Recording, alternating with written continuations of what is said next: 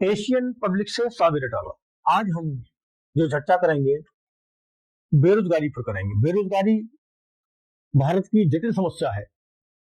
आज इस देश में नौजवानों में उथल पुथल हो रही है कि रोजगार कैसे मिले। रोजगार के सारे साधन बंद कर दिए गए हैं सरकार द्वारा। सरकार को अपनी चिंता सता रही है कि हमें इस देश में शासन करना है, किस तरह करें। गवर्नमेंट ने नौजवानों के लिए कोई पॉलिसी नहीं बनाई। सरकारी नौकरियों के रास्ते बंद कर दिए गए हैं। अब हालात ये है कि लोग शादी नहीं कर रहे हैं। नौजवान अगर शादी कर लेंगे तो हम अपनी पत्नी को क्या खिलाएंगे, परिवार को क्या खिलाएंगे। सरकारी नौकरी और निजी क्षेत्रों में भी उनका भविष्य।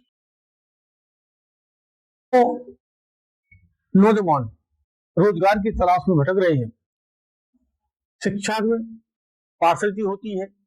गरीब आदमी के लिए शिक्षा महंगी कर दी गई है। चारों तरफ से उनके जीवन में अंधकार है। विशेषज्ञों का मानना है कि वर्तमान रोजगार प्रणाली शिक्षा और उद्योग की वास्तविक जरूरतों के अनुरूप नहीं है। इसमें भेदभाव किया जा रहा है। सरकार का ध्यान रोजगार पर नहीं है, नौकरी देने पर नहीं है, कुशल प्रशासन पर नहीं है। अगर यही हालात रहे तो एक दिन देश में क्रांति आ सकती है। इसके परिणाम बहुत गंभीर होंगे। ग्रामीण बच्चों में पलायन शुरू हो गया है। अच्छी लाइफ जीने के लिए, रोजगार पाने के लिए लोग भारत को छोड़ रहे हैं। अब तक 4 करोड़ लोग भारत को छोड़ चुके हैं, लेकिन जो उन्होंने छोड़ा है उनके पास पैसा बहुत है। 50% लोग भारत का पैसा लूट कर ले गए।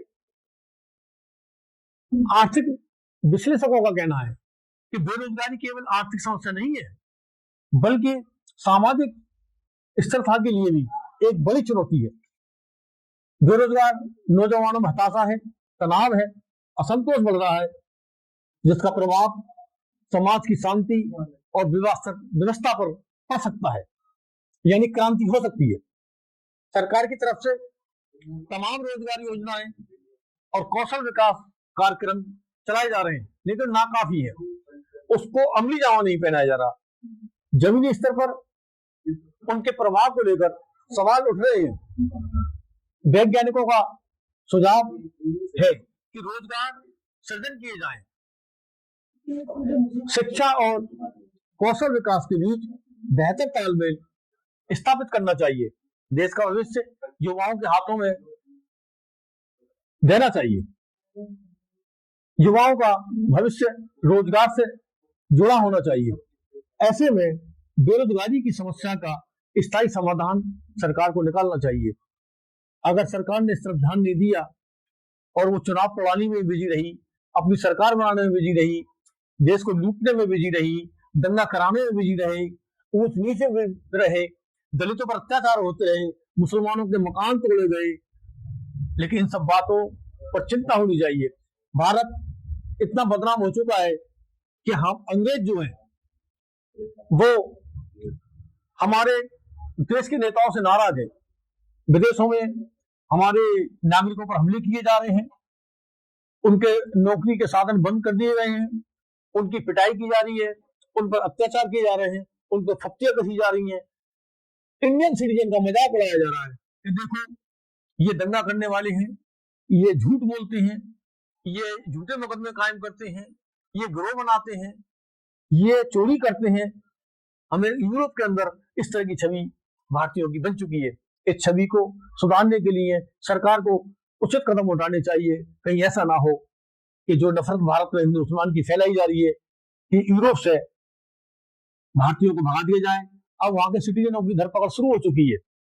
पुलिस उनके घरों पर छापे डालती है, उन्हें अरेस्ट कर लेती है और उनको डिपोर्ट किया जा रहा है। भारत की छवि को सुधारना चाहिए। अगर यही हालत रहे तो भारत अलग थलग पड़ जाएगा। भारत के रिश्ते पड़ोसियों से भी अच्छे नहीं है।